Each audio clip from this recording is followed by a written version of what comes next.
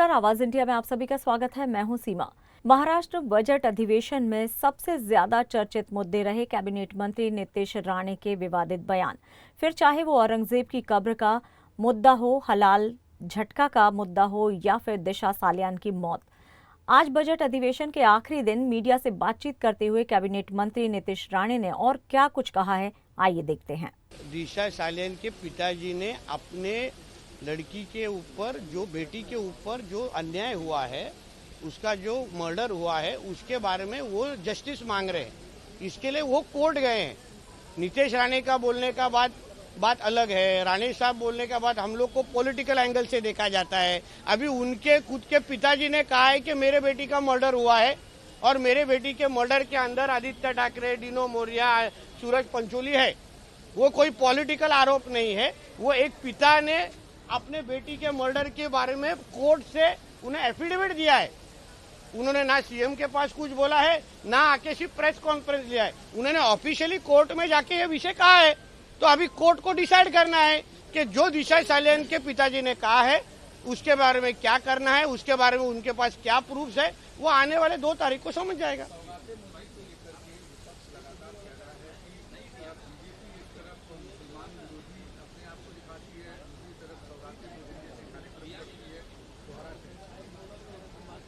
BJP, Bharatiya Janata party ने कभी भी हम राष्ट्रभक्त मुसलमानों के खिलाफ है ऐसा हमने कभी भी कहा नहीं।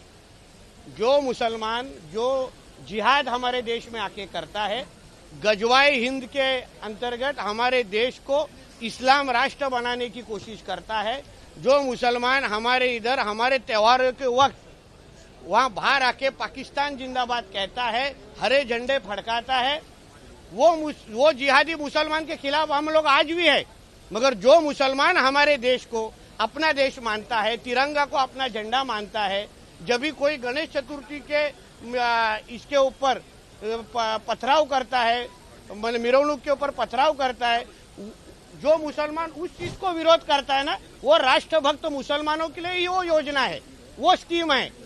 जिहाद करने वाले मुसलमानों के खिलाफ हम लोग आज भी है, कल भी है। जो हमारे राष्ट्र के खिलाफ जिहाद करते हैं उनके खिलाफ हम लोग आज भी है, कल भी रहेंगे। अरे आता बोललो ना, तू उशिरा आलाय बाबा, तू घे ना कट कॉपी केस कर। अरे मराठीतच बोललोय। प्रश्न असा आहे, अंधेरीमध्ये प्रकार घडलेला आहे, मराठी आलं नाही म्हणून काय झालं असा एक प्रश्न उपस्थित केलेला नाही। आता त्यांच्याबद्दलची कारवाई करण्याची भूमिका पहिल्या दिवसापासून आहे ना। असं मराठी नाही, आता महाराष्ट्रामध्ये राहून मराठी नाही आलं तर काय झालं विचार नाही आला लोकांचं। आपल्याला काय करायला पाहिजे, त्यांचं त्या राज्यामध्ये राहून त्या राज्याची बोलीभाषा आलीच पाहिजे। भूमिका आमची पहिल्या दिवसापासून स्पष्ट आहे ना, नवीन काय त्याच्यामध्ये।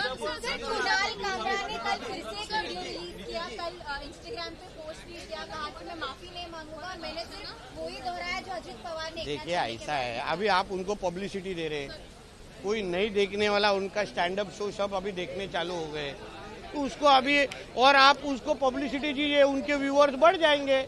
उसमें नया बात क्या है, जब भी वो आरजे क्या है उनका ना, अनुष्का ना, ये कौन है, मलिष्का, उसके ऊपर जब भी बीएमसी ने कार्रवाई, उन्होंने बीएमसी के ऊपर गाना बनाया था, तभी इनको बहुत मिर्ची लगी थी। वो छोड़े ना, मैंने म्याऊ म्याऊ आवाज निकाला था, तभी क्यों मिर्ची लगी फिर? तभी किधर गया अभिव्यक्ति स्वातंत्र?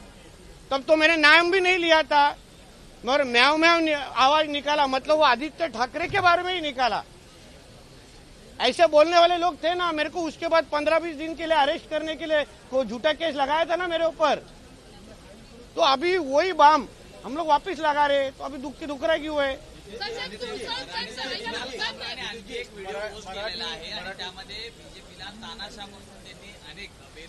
बघा, तो एक कुठला तरी स्टँडअप कॉमेडियन आहे, तो मजा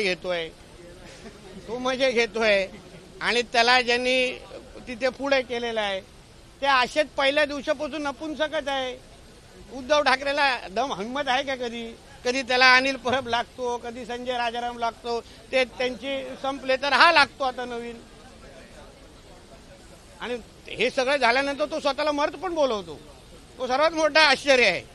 मर्द जे आहे ना, ते मैदानात येऊन स्वतः लढतात, स्वतः बोलतात, असे 800-900 घौशे उभे करत नाहीत। अनिल तू बोल, संजय तू बोल, तुम्ही दोघे संपला, आता कमल तू बोल. मर्द आहे ना, बोल स्वतः बोल. एकनाथ शिंदेबरोबर गद्दार बोल ना, तोंडावर हिंमत दाखव ना. हे असे तुला कशाला लागतात? म्हणून हे चिरीमिरे असे छोटे मोठे कॉमेडियन संदर्भात त्यांना कशाला मी प्रसिद्धी देऊ? हे आज आहेत, उद्या दुसरा कोणतरी तयार करतील. पण जो मेन नामर्द जो मातोश्रीच्या 3ऱ्या माळ्यावर बसलाय ना, त्यांनी कधीतरी उठावं पायावर. सर, तुळजापूर प्रकरणामध्ये उबाटा कनेक्शन समोर आलेलं आहे. तुळजापूर ड्रग्ज प्रकरणामध्ये उद्धव ठाकरे गटाचं एक कनेक्शन समोर आलेलं आहे. त्यामध्ये जे आरोपी आहेत राहुल परमेश्वर आणि सुमित शिंदे यांचे फोटो ओमराजे निंबाळकर यांच्यासोबतचे व्हायरल झाले. ड्रग कनेक्शन आणि उबाटा, ड्रग आणि उबाटामध्ये कनेक्शन येत असेल तर तुम्हाला आश्चर्य का वाटतंय? मला आताच कळत नाही. जसा नेता तसे कार्यकर्ता, जसा पक्षप्रमुख तसा त्यांचा खासदार. आता आदित्य ठाकरेचं अगर नाव येत असेल तर तो पक्ष आदेशच झाला ना, सगळे ड्रग्ज विका, कारण का मालकाचा मुलगा ड्रग्जच विकतो. आश्चर्य काय वाटतं तुम्हाला? जिस तरह से अंधेरी में आज वहाँ मॉल में जाकर मराठी न आने को लेकर मारपीट की गई, इसको लेकर सवाल उठ रहे हैं कि देखिए ऐसा है, महाराष्ट्र में क्या है, आप कितना अच्छा मराठी बोलते हैं तो उसमें कुछ गलत है ना. आप जिस स्टेट में रहते उस स्टेट का लैंग्वेज बोलना चाहिए, उसमें कुछ गलत नहीं है. फिर आप ये मत बोलो मराठी नहीं बोलेंगे तो क्या? ऐसा जो स्टेट में आप लोग इतने लोग हैं, हमारे पांडे जी है, ये आप है, कितना अच्छा मराठी बोलते हैं, तो उसमें गलत क्या है? जो स्टेट में रहते वो स्टेट का रीजनल लैंग्वेज को रिस्पेक्ट करना ही चाहिए, करना ही चाहिए ना. अब नहीं करेंगे तो ऐसा रिएक्शन लोकल लोगों से आता है. कोस्टल रोड को लेकर जो कल आपने ये बात कही, कोस्टल रोड क्योंकि कोर्ट और समुद्री इलाके में है, इसलिए उसमें भी कुछ सहभागिता आप लोगों को. देखिए ऐसा है, जो कोस्टल रोड जो बना है वो हमारे एमएमबी के जो महाराष्ट्र मेरीटाइम बोर्ड के प्लॉट है उसके ऊपर से भी है कोस्टल रोड बना है. तो कल मैंने हमारे बीएमसी कमिश्नर को पत्र लिख के उनको विनंती की है कि इस पे आप रेवेन्यू शेयरिंग मॉडल के ऊपर जो भी आपको इनकम आएगा, उत्पन्न आएगा, फॉर एग्जांपल कल उन्होंने होर्डिंग उधर लगाने का सोचा कि हमको कोस्टल रोड के ऊपर होर्डिंग लगाना है.